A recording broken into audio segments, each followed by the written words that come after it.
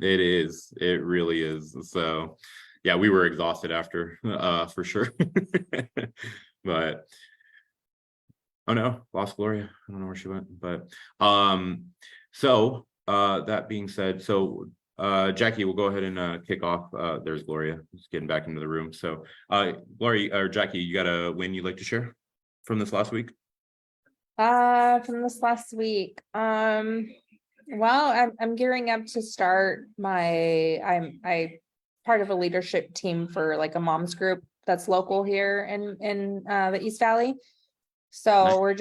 we had a retreat last weekend, got it all set up for this coming Tuesday, tomorrow, actually. It's just a great source of face-to-face contact with many different people. So a lot of connections made and stuff. So I'm excited for that. So we're starting a new semester with that. So just a great way to get to know more people, network. I love it. Nice job. I love it, love it, love it. Gloria, how about you? You got a win you'd like to share? I have a listing I put coming soon. Very nice. That's a huge win. I love that. Yeah. So Very I'm good. getting a bunch of 100 flyers delivered to me today because they're having a estate sale. So they said they'd hand out my flyers. So Nice. I yeah. love it. Leverage. That's called leverage. Yeah, fingers crossed I get something extra out of that. Yeah, I'm excited. One of the things that we're gonna show off to all you guys, at our state of the company is our new digital market center, which is gonna serve as like a replacement for Facebook group and a lot more tools built into it. And it's gonna be cool because it's gonna have a whole listing section, so you can put these coming soons in there, right? So that everybody can see that off-market properties, and it's cool because it'll be built specifically for the listing to not be on there after 30 days. So it's Was really that like what we used to do before? We used to have something, My Market, we would. I won't say yes or no because I'm not familiar with that, but like I will say that this this is going to serve as like a very internal backend that allows us to be able to communicate with each other a lot more. It's going to have like a forum, an answer section, listings, merchandise, like everything all in like one place. So it's really cool. That's Thursday, right? Thursday? No, it's next Wednesday, the 27th. Yep. Yeah. So at We Serve Peoria. We serve in Peoria. Yep. Yeah, it's on my calendar, but perfect. So Jasmine, welcome to the call. You got a win you'd like to share with the group? We share a win every week. Just anything that's been a huge win other than built how. Just kidding. Built how. It can't be built how. No, just moving and grooving with the market. Absolutely love all the wins the team's pulling in right now. We've got agents setting appointments, just seeing the progress and growth. The agents who would have conversations but not ask for the appointment yet are asking for the appointments, and the ones who are having them but not converting are converting. So just love seeing the progress and growth, and always just that collaboration. It's like my secret love language is when I get to hear what people are experiencing and help them just level up 1% better. I love that. That's why we're here. So I'm all about that. So that's great. And Laura, I see you're in the car and driving, but you got a win you'd like to share with everybody?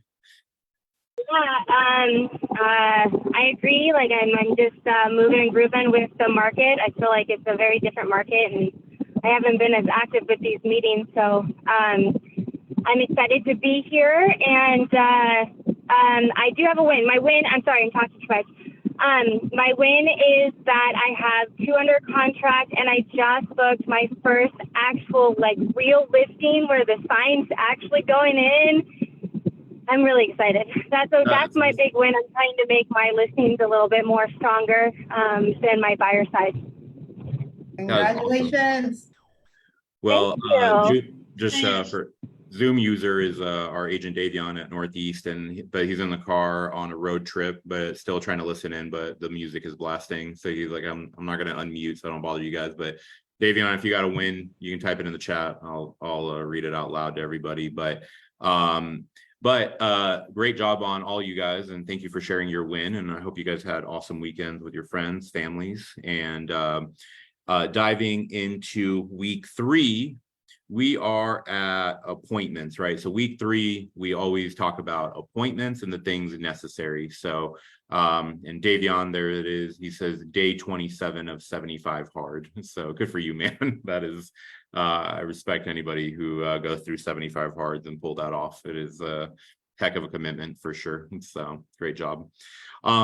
So with appointments today, as always, I want to kick off to see what questions you guys have, and then towards the end, assuming time allows, we'll dive into some topics that I have prepared as well. So do you guys, and by the way, there's no, if you don't, no hard feelings, but do you have something that you ran into when it came to appointments, whether setting them, whether you were at the appointment and something went weird, or do you possibly even struggled with after the appointment? Seemed like your appointment went great, and all of a sudden now they're ducking you, right? They're not signing the listing agreement, right? So know that when we talk about appointments, it could be the setup, the during, or the after. So any questions or challenges that you guys have come across?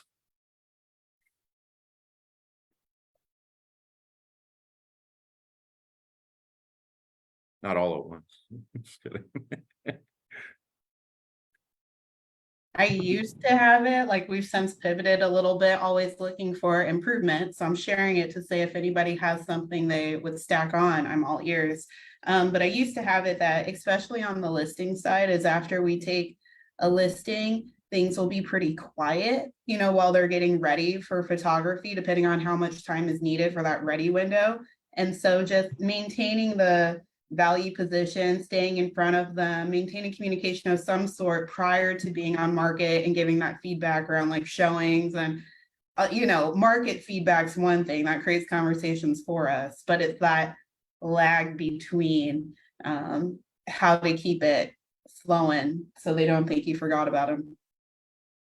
So, Jasmine, you'll laugh at this, and I say this as a, an agent with place, but so I got Brivity like when it came out back in the day when I had my real estate team. And so Brivity taught me the habits of leveraging technology to build that stuff that they get updated about.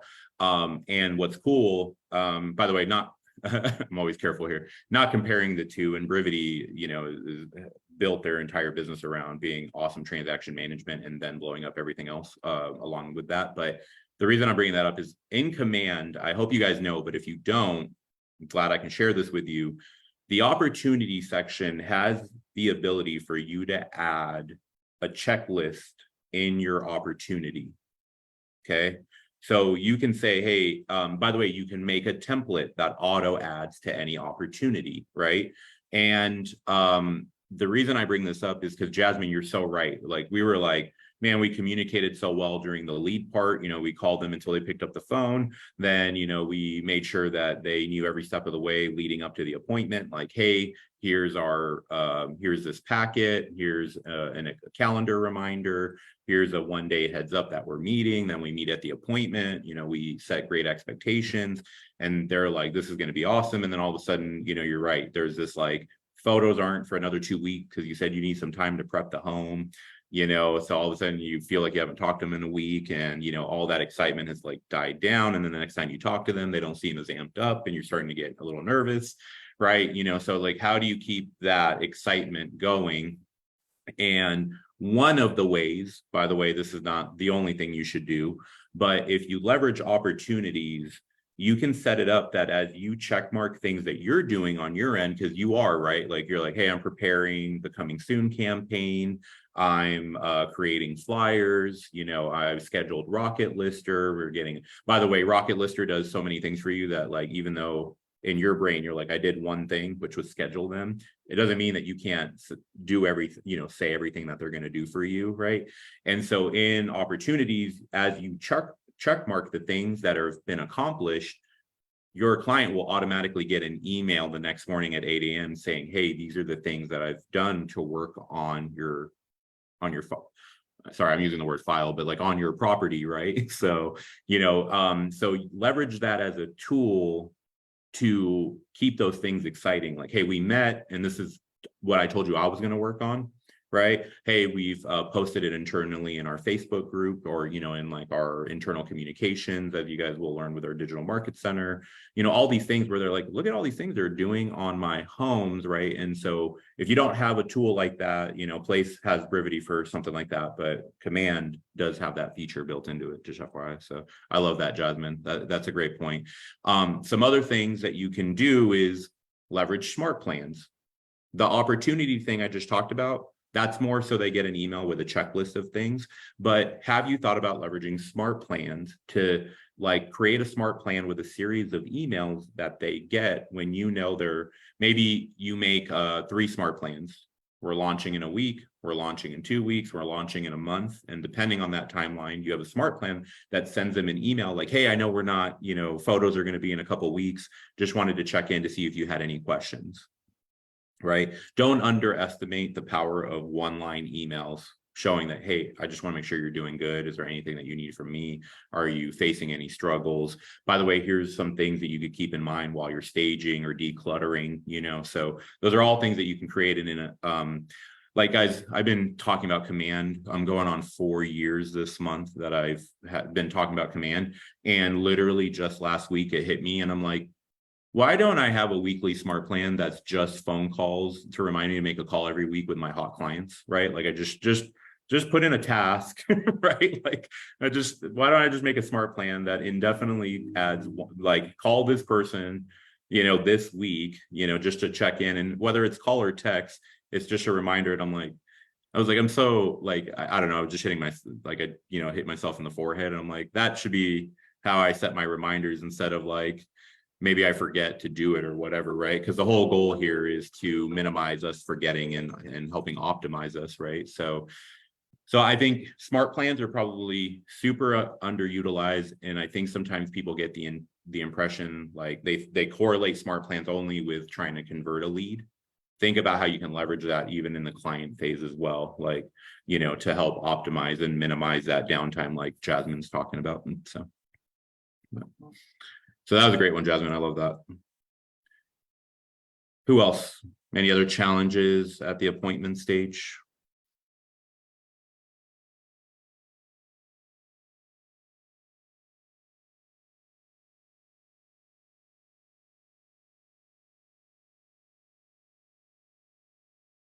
Nothing? I can Appointments are all share going perfectly? Another.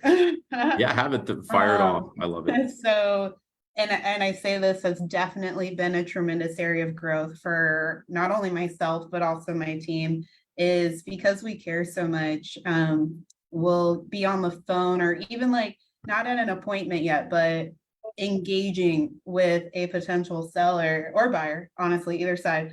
And you hear the objections come up and you just solve them while they come up instead of setting the appointment, right? So you're just like, oh, interest rates are too high. And you're like, well, blah, blah, blah, blah, blah, right? You go straight into solution based. And yet every point of having our conversations is to secure an appointment, because the appointment is really where we do all of that.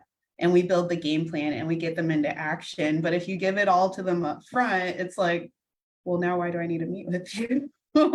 So we've noticed an increase, an uptick in our appointments, and therefore in our conversion and our just the pipeline stacking so much differently when we embrace conversation, coming in with, is there a need for an appointment here? And if yes, even if it's even if it's more of a discovery appointment, right? It might not be contract yet. It could just be goal planning.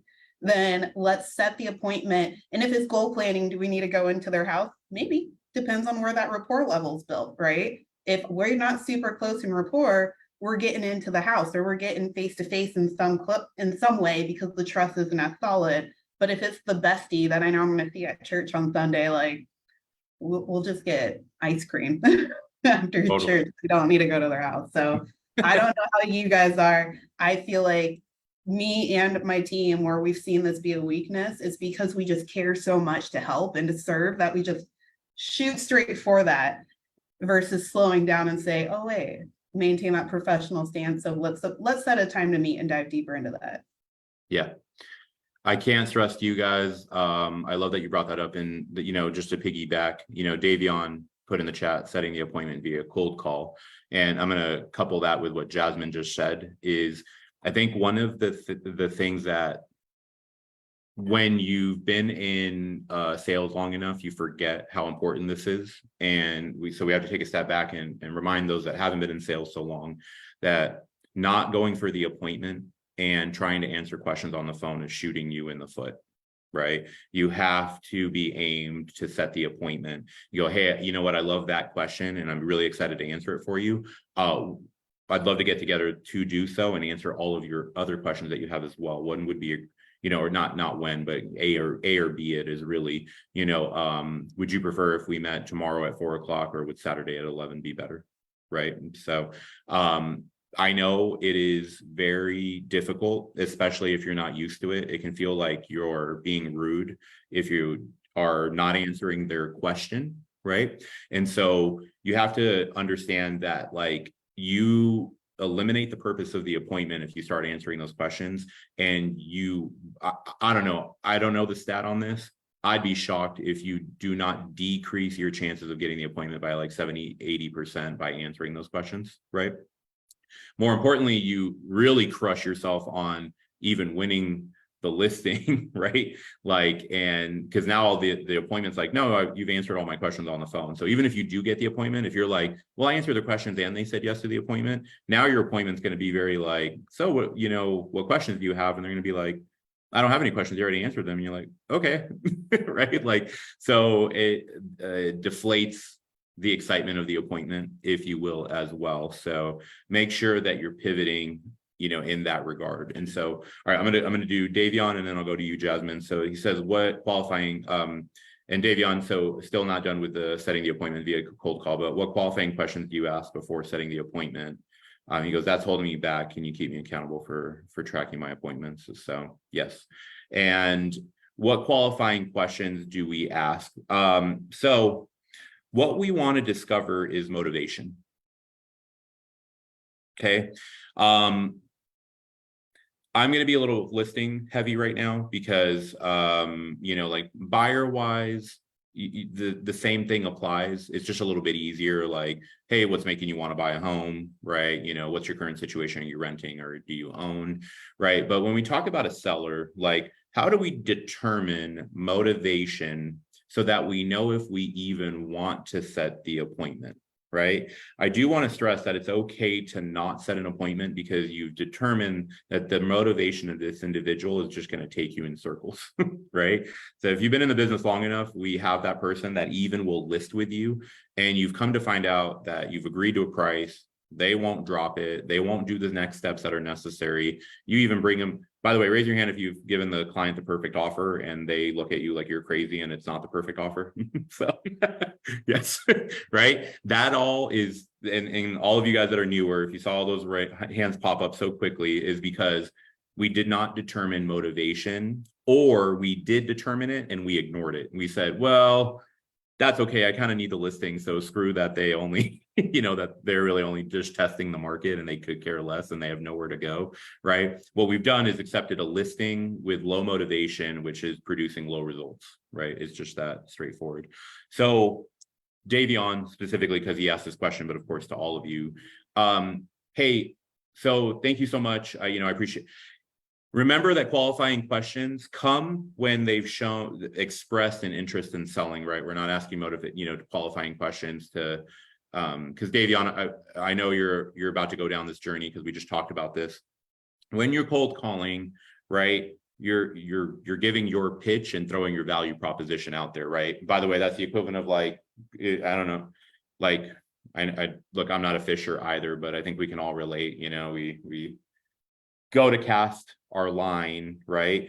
That is our little lure sitting in the water. Is we just threw out our value proposition and we're seeing if someone on that phone, regardless of how many dials it takes you, right? This could be 200 dials with a 14% answer rate. So you've only talked to 28 people, and 28 times you go, hey, this is Alex Fajardo with Keller Williams. I'm actually a local real estate agent and I'm reaching out to people to see if you could benefit from getting a cash offer on your home.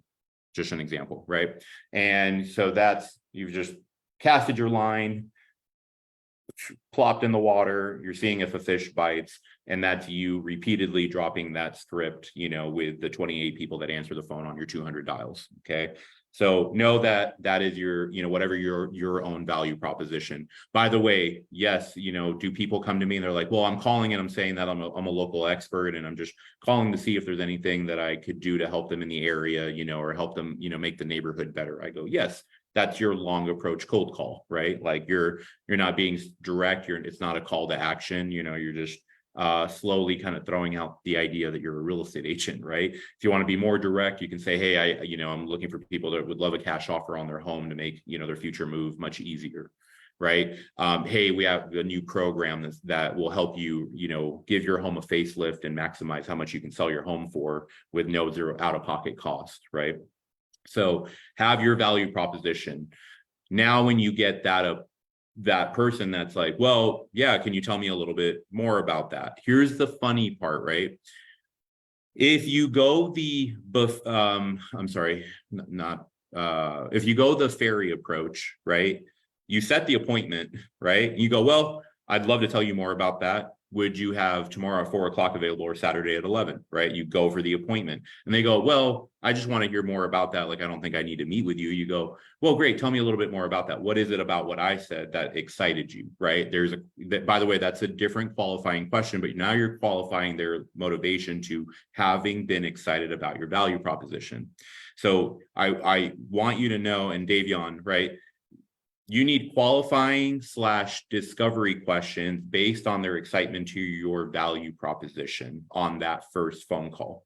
If you go the fairy approach, what you do is you set the appointment and then you call them again later to confirm the appointment. And then you ask qualifying questions on level of motivation at that second phone call, right? We set the appointment, they're committed to coming to see you. And then on a second phone call, you go, hey, I'm just confirming that we're still good for tomorrow at 4 o'clock.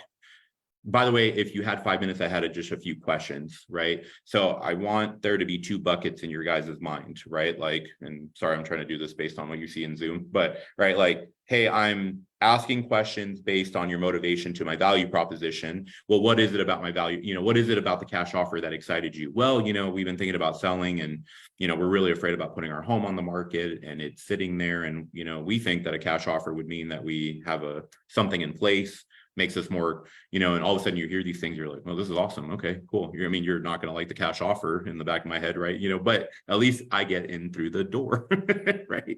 So you go, well, what is it about not being concerned about putting your home on the market, right? And it's sitting there that's important to you, right? Well, we've just seen the horror stories and there's a home in our neighborhood and it's going on 3 months on the market and we don't want to be that home. And you go, got it. So it's important for you to not sit on the market and get under contract as quickly as possible. Where is it that you're looking to go that you want to ensure that happens, right? Well, we really want to move to San Diego. We actually just bought a boat over there, whatever, right? Like we're ready to go.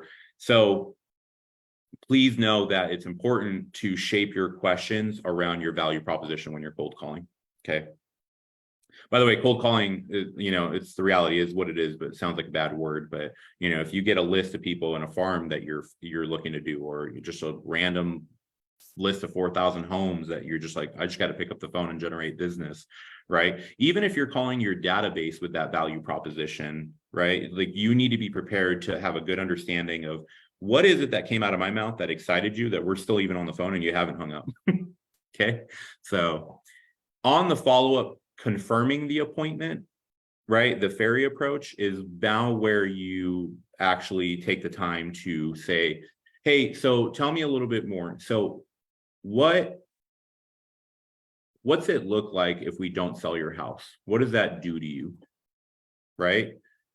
Well, that's a weird, like, well, I guess we would be stuck here and that would suck because we also have our grandkids over there and, so we're really excited to get over there, right? But by the way, right, Gloria and Jasmine, what have we heard? Well, nothing. It's okay. I really just wanted to put the home on the market and see what I could get. But if I can't get what I want, then, I'm okay staying right here. Right. So, similar language to that. Now we look up and we go, well, can you tell me a little bit more about that? So what is it about wanting to test the market that's so important to you? well, I want to get this for my home, but I won't sell it for $1 underneath there. You go, got it. So is there any other, so is this strictly about getting that price? Is there no other reason that you're looking to make a move? Right? What we hope is, in the ideal situation, that potential lead starts saying, well, the reason we need that kind of money is because we know how much we need to pay for where we want to go. Oh, great. Tell me more about that. Right? What is it about there that's so important? See, if you've done enough of this, you'd be shocked how many people out there say, oh, I'll just test the market, and then if I can make some good money, then I'll inconvenience myself with a move to the next place, right? Just because I was able to make X. But if we don't find like the heartfelt emotional reason that they're making the move, money is not an emotion, right? Don't allow it to cloud your mind that, like, even if you can get that, anything could happen that they decide, never mind, this is way too much of an inconvenience. So we have to find, people make moves due to emotion, right? Bold law, right? Emotion, or motion creates emotion, right? So we have to know why they really emotionally want to move there. Okay. And we have to, like, you want that as bad as you want them to sign the listing agreement. If you don't know their heartfelt emotion, because that's what you're going to use through the entire transaction, right? That's, hey, how do you feel about, how would you feel if all of a sudden we're not able to actually get this home? Well, that would suck, because now I'm not going to be able to get here, be with these people, move for my job, whatever, get to go be on a boat for, sorry, that's just fresh, because that's literally somebody's motivation right now with me, right? They're just like, we bought our boat in San Diego, like we're done, we're ready to go. So, and you go, so you feel like that's your getaway. That's finally your reward for all the years you've paid in working, right? Like, so, but, Davion's got I'm going to come back to you, Davion. Jasmine, you have your hands up. So, let me have you share what you had on your mind. Yeah, you're good. I popped my hand up after I saw the question of what qualifying questions you asked before setting the appointment. And I have a two-part answer on that. Are you guys familiar with the acronym LP Mama? Or is that a place? Okay. I was like, I don't know where I pick things up. But for those who aren't familiar, is there anybody who is not as familiar would like me to break down what the acronym is? Or you guys got it? Okay, cool. I just don't want to waste time. Yeah, no, I think there's a couple of people that could benefit from that. It got covered in Ignite. So if they've been in Ignite, it's got covered, but Yeah. right. So we have location, right? LP Mama, like, sounds exactly like it does. It's the letter L, the letter P, and then MAMA, right? Correct. So Yep. Location, price, money. I forget what A is, right? Like, you got it, Alex. Let's go. Yeah. You got agency, motivation, Agency. Yep. And motivation. appointment. Yep. So location, price, money. And money can also, are you looking to, pay cash for this, or do you plan on obtaining financing, right? Is the question. So then agency is great. Do you have, are you currently working with an agent or have someone in mind for this, right? Because all of a sudden they're answering your questions. You feel, there is no worse feeling, guys, when you ask every other question but agency, and they go, oh, by the way, right? And so there's a reason that agency is placed where it's at in LP Mama, just for the record. So on, not to like completely pivot, but that's the acronym. If you guys need more clarification of how that shows up in conversation, pipe up and let us know. We can go deeper. And I have ADHD, so I gotta get out what I'm saying. Otherwise, it's not gonna happen. Do it. The second, I have a two-part method when it comes to qualifying, setting for appointments, is one, having those LP Mama questions. Remember that you're a consultant, not a presenter, right? We are not going, you run your business how you want to. I tell my team, we don't go on presentations. All right, we're not doing presentation appointments. We're doing consulting. Consultants ask questions. Anybody here who's coached with Kesley knows the person who asks the questions controls the conversation. But in order to have that control, you have to know what questions to ask. And you just basically have to have this massive toolkit, this massive data bank of questions. And that just comes from leaning into the market and hearing not only what other people are asking, but how are they asking it? right? Because even pivoting questions around, right? Hey, how are you going to find your next home is very different from who are you working with in Seattle, Washington to secure your next home? And oh, by the way, are you looking to start out with a rental or to just purchase off the bat? Right? So a lot of people, when you keep it general, they don't know. They don't do this all the time, right? So when you're like, how can I help you today? I don't know, Alice. How can you help me? So having Yep. some context to how you're approaching a conversation, okay?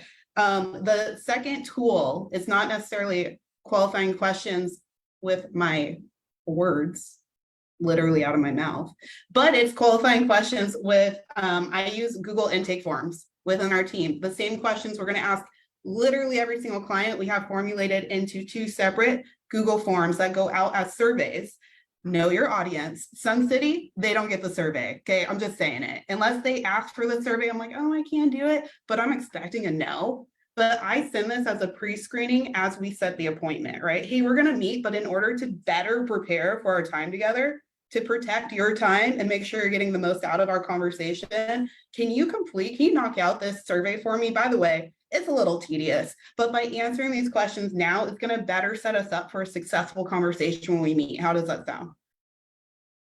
Right? On this, I'm getting things like not only their contact information, of course, making sure the email we have is actually the email they like to utilize. We find How out many their people are actually personal- converting it? Oh, say it again. How many people are, how many, I'm sure you guys track the number of responses you guys actually get. Like, is that actually working? Like a lot of people will see that stuff and not take the time to write that. You guys track whether or not you guys So are actually getting responses. yes, we are getting responses, and I will 100% say it depends on how you deliver it. Okay, and follow through, because people are busy. Even if they're motivated, they're busy. So if they say, absolutely, send it over, happy to knock it out, and it's been 24 hours and I don't have it, I will literally ping them and be like, you good? Did you get stumped? Are you overwhelmed? Did you open it and maybe it was like, this is too much? Most times they literally forgot. And I was like, oh, bet like ADHD, I announce it to the whole world. A lot of people try to stand behind and be like, no, don't find out about me. I lean into it. And so I'm like, hey, you might be like me and you need the constant squeaky wheel. So I got you. Okay. When I text you 15 times about this intake form, know that I'm not annoyed. I'm simply trying to help you. Is that okay? And usually they're like 100%. I literally forgot. I'm going to go do it right now, Jasmine. It's okay. Right. And yet the You squeaky come wheel. with like a motivating energy behind it. Like, it's not like I'm trying to harass you or anything, but more so like, I like the energy you put behind it. Yeah. It's literally, guys, when I get those forms, like, I'll send you the link. You can fill out the form. I'll send you your results. And you can tell me how you would feel if you had all those answers walking into your appointment. I know how much they need to pay off on their mortgage so that I can come in with net sheets at my 3 different price points. So when I get eyes on the property, I hide the others. And I'm like, boom. Let's talk your equity position, because you really don't care what I sell your house at. You care what you net, because that's what's fueling your motivation and your goal, right? So I can bring that sheet, sure. And then I get there and I'm like, oh, by the way, how much do you, oh, okay, let me get my calculator. You can do it, but I show up better when I can do all that on the front side. Yep. I love that. That is awesome. Davion, you've been targeting high equity for your minimum absentee owner in Goodyear. And how is that going? Is it not going? Is it I working? haven't hit it. I've gotten a lot of like contacts. Like I've actually built like a deal like 15, 20 contacts. But none of them are motivated. Like it's like vacation homes. Oh yeah, and they'll be like, oh yeah, maybe in like a year or 2 years or so, or maybe you know what I mean. Just further out. Obviously, I'm gonna stay in contact with the database system to be able to follow up.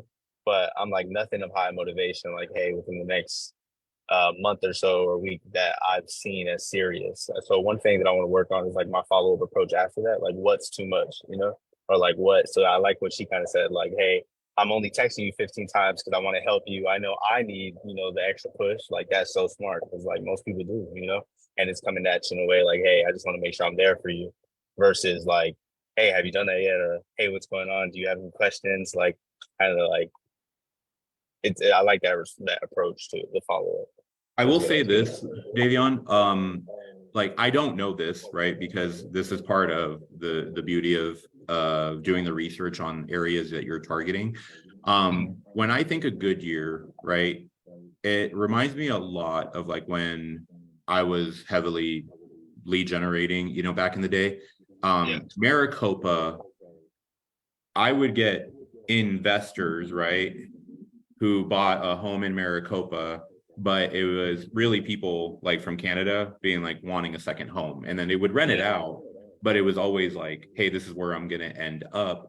And if you the reason I bring that up is if Goodyear echoes something similar, you may be targeting an area that a lot of people just bought a cheap second home, right? And that's why you're not seeing the motivation to want to let go of it. I only put that into perspective of like, So in that just- follow-up question I asked, where are the what's winning right now? Like, where can I offer the best mo for a value proposition? Like, what market or what niche of people honestly need the most help in the market that we're in? Because that's what 72 Sold did. What they did was they say, hey, the market's going up.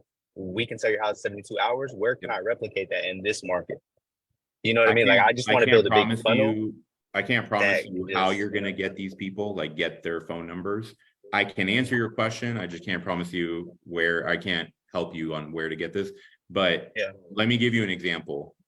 Airbnbs are getting decimated, right? Like revenue is down 48% in Phoenix. Okay. So if you were an investor with one or two Airbnbs, we're not talking in the likes of like Rebel, you know, that has like 50 Airbnbs, right? We're talking like, you know, hey, I'm a local person and I saw this hype, and now all of a sudden your revenue is down 48%, right? By the way, is everybody's revenue down? No, right? But no, the same as there's real estate agents whose business are up 30-40% compared to last year, but as a whole the industry is down 30-40%, right? So as a whole the Airbnb revenue is down 48%. So if all of a sudden you were able to get in front of Airbnb individuals to say, hey, do you have a property, you know, are you an Airbnb host and not seeing the revenues you were, and you're thinking about wanting to sell your house, click here, right? But in your case, if you're able to get them on the phone, right? So you have to start thinking that this is why I don't think you're targeting the wrong criteria. I think you're targeting the wrong location, right? So Goodyear may just be very second home heavy. I don't know that for a fact. I'm just guessing here where you go. It's not that people aren't answering the phones. That's awesome. If you've created 20 contacts, that's a win. At the same time, if you go, yeah, they're all like, maybe in a year or two, and you go, by the way, always know that anything that's out of their mouth is a question for you to reverb back to them. So, well, maybe maybe in a year or two. Great. Well, hey, what is important in a year to two to now? Like, what is it about in a year to two to now that would be more important to sell then than compared to now?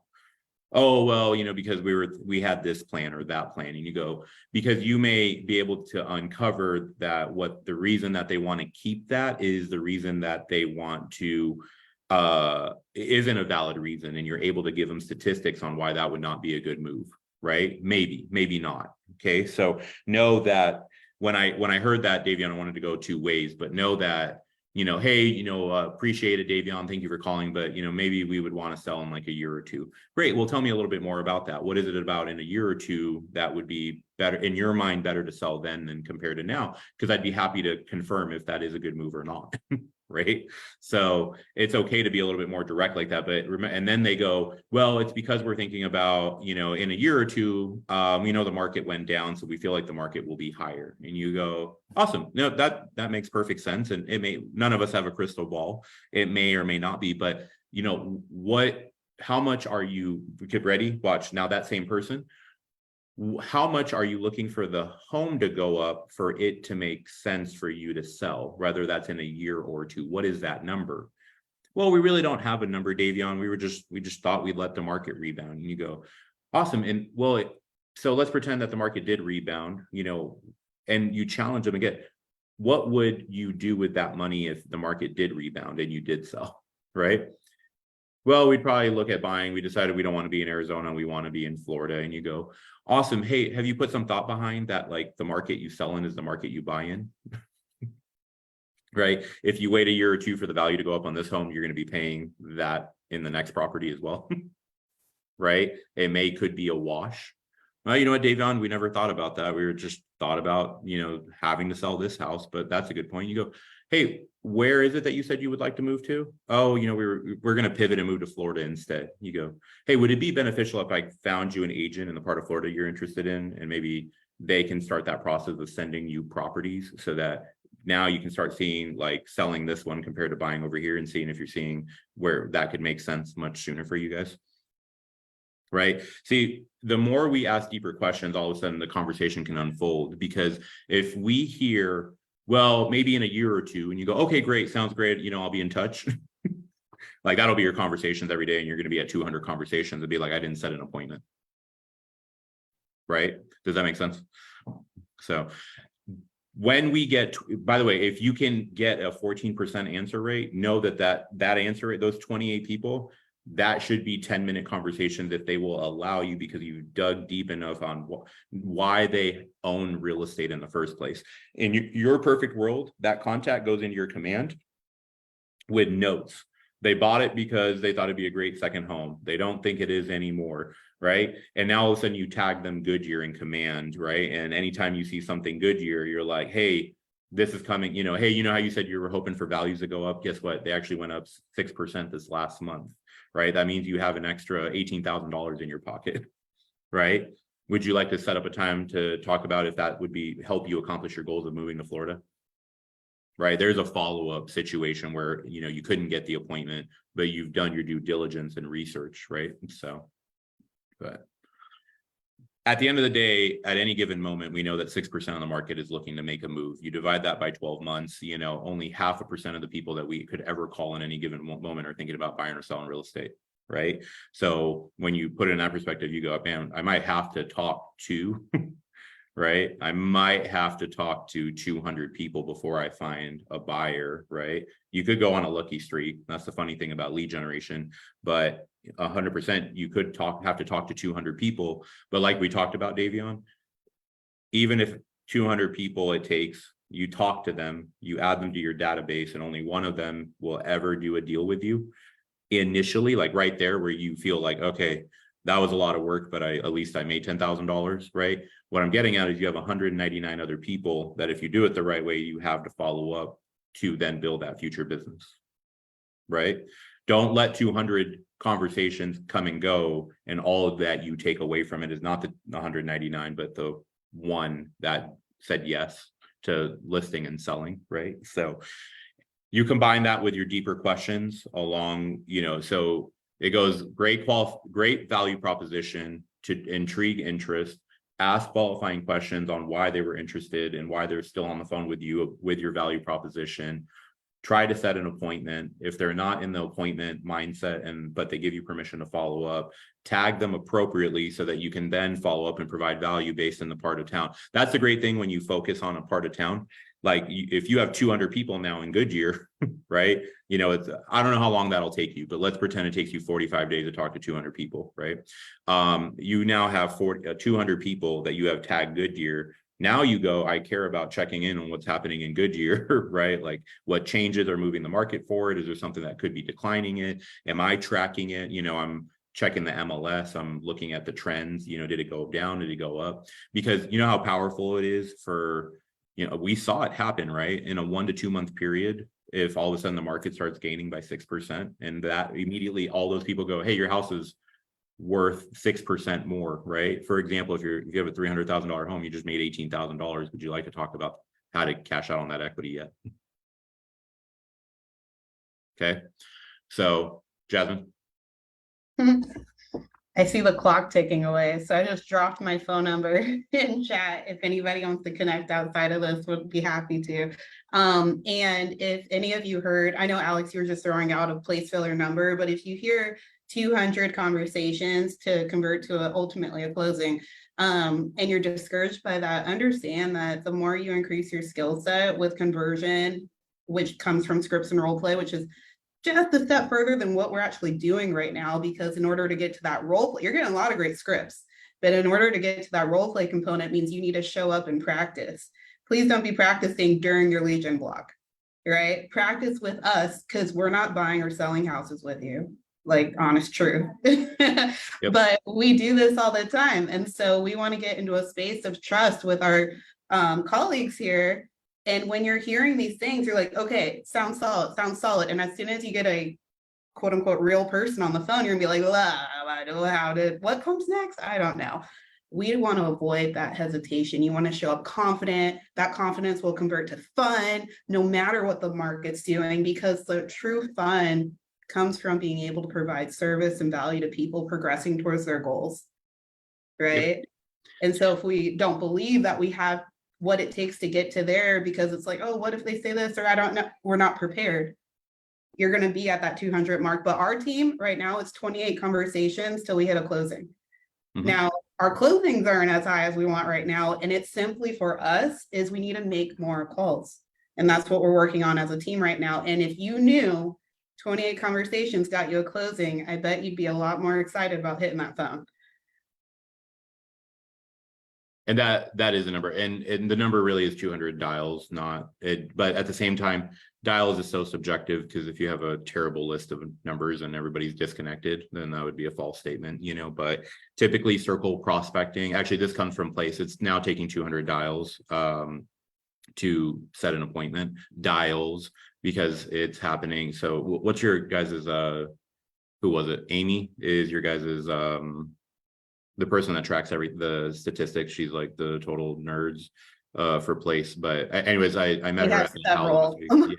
Yeah. So her name, I remember her first name's Amy. I don't remember her last name, but she handles all of the data analysis for Place. And when I talked to her at Built How, they're like, it's 200 dials, you know, to schedule an appointment, right? And it's because with a 14% answer rate, ironically, right, Jasmine, that translates to 28 to set an appointment, right? So you have 200 dials at a 14% answer rate is 28 conversations setting an appointment, right? Well, and I did want to make sure we tap on, because we have a lot of cold call conversation going on here, which, full disclosure, is the last area I lean into. I have so many relationships to nurture and follow up with that if I just focus on maintaining that turnover of our database, I'm only really touching cold calls if there's a specific property we're circle prospecting around, right? It's intentional marketing for a listing, or I'm punishing myself, honestly, because there's so much opportunity in my database.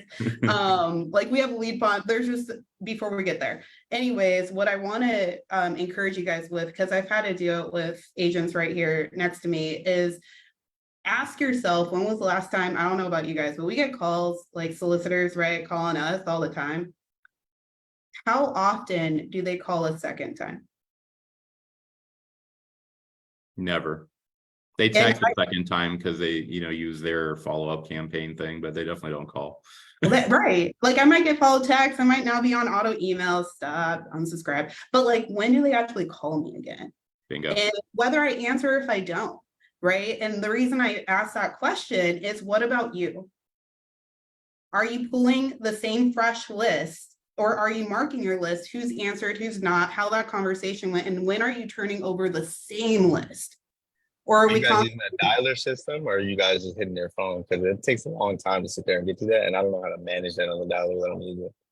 So we have a dialer system. So Mojo's our dialer, and when we pull a neighborhood search, is how we're doing it, circle prospecting around a listing, and we pull a certain amount of contacts, and it's like it's over in our list category, and it's usually hit one time because they're doing a different open house the next weekend or something of what they're calling around, and yet where's the follow-up on that one list? Because the list stays there for 30 days and in our team for 30 days before we wash it out. And those people, like you've got great people who are answering, and they're answering your questions, by the way, 1 to 2 years. That is a solid opportunity to put into your database. And when are you going to call them again? Yep. Please don't say. Once I had the conversation. Go ahead. No, I was going to say, once I move them over to the contacts, but that's if they pick up on that first dial. The key takeaway is I never hit that second dial, so maybe I should call them every lead 2 times before, because I definitely answer some of the calls twice. They're like, hold on, why are you calling me? Mm-hmm. It's the reason that you see such a focus, Davion, on farming, because what do we naturally think about when we think about farming? I picked a segment of homes like 400, 500, right? And those same people I'm staying consistently in front of. And so to Jasmine's point is that if you're not careful and you decide to go circle prospecting, you go, oh, I'm going to go pick 3,000 homes. I'm going to call through them. Right. And then you're like, I'm going to go pick a new 3,000 homes because I already called these. Right. Yeah, I hit that list strong for like a week and a half until I felt like I started seeing the same kind of pop up again. Obviously, I haven't had 3,000 conversations, so I can still target it. But Yep. I just wanted, like I said, I want to be efficient in what I'm targeting because, like, I'm gonna be transparent. I want to make $20,000 a month consistently, and if I can do that for, of course, 2 years, like I hop into the investing game and play that. So I want the work and I want the accountability to do that work to get to that number that I want, so that we can start getting to what I really want to get into. So that's where I'm like, I just want to be efficient and move in a timely manner. And I want to learn from those who already know and who already have what I want in place. So I'm like, when I think about, like when you said I've been targeting high equity 4-year minimum absentee owners in Goodyear, what was it about that you like? Here's what I want to challenge you to think I was about. targeting high equity lists that somebody has lived longer than 4 years. I'm going to add a maximum of 7 because realistically, if you've lived somewhere longer than 7 years, you're probably not leaving.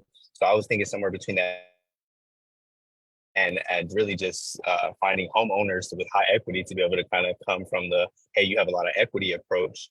But I'm going through my the question learning curve. is, so high equity, awesome. 4-year, awesome. What made you want to go after absentee owners compared to maybe the actual Because primary? expireds, pre-foreclosures are saturated. Everybody's in those, Oh, I agree. I'm not telling you to go after the people that have already raised it. Like let's go. Let me repurpose the question. When you think about Goodyear, what do you think about? I kind of grew up in the area, so my knowledge of the area is the strongest. Yeah. So what do you think of, like, let me answer this way. Oh, like as far as the someone who grew demographic? up in the valley, when I think about Goodyear, I think like that was starter home area, right? Like like you're buying in Goodyear because it's affordable. Otherwise, maybe you would buy in another part of the valley. Maybe, I don't know. Like like every city, they have like high value, like Dreaming Summit. Those are $1 million properties right there off Camelback and Dysart. So like True, there but are, when we talk about the bulk, you're not finding 4,000 of those Yeah. homes, right? If you're targeting 4,000 homes, you're probably targeting what price point? What was the price point that you targeted? I didn't even have a price point. That's why I was like, I didn't really Yeah. set a price point target. I was just kind of hitting everybody in that area. So in my world, when I think about Goodyear, where my brain defaults, I'm not telling you this is the only option, that this is the say all be all.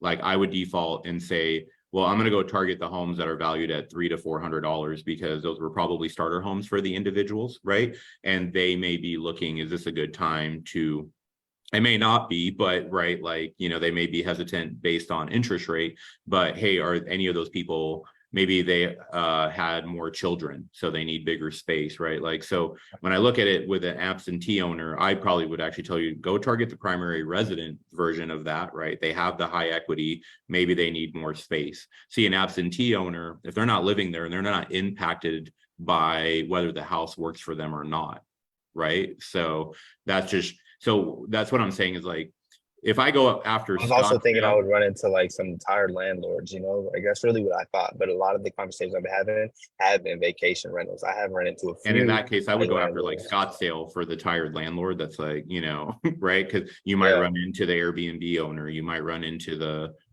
whatever, right? Like that tired landlord, right? Because typically Goodyear is newer in general. At least that's the way I perceive it, right? Having been here my entire time, you go Goodyear, Buckeye, you're dealing with a lot of new construction as well, right? In that area. Again, maybe my limiting belief, but I go, you got to think about, a lot of people move there and it may not be time for that move, right? So when you're looking at it, you go, okay, well, high equity and 4 years, is it time to move? Well, typically that's going to be your primary resident individual, unless something dramatic happened to the area that they need to get rid of their rental property, right? So I just I know we're coming up on time. I just wanted to share, one encouraging thing is, most of my personal listings that are coming up right now are from new construction buyers that are past clients of mine that bought in the last year or two. And it's because of life circumstances.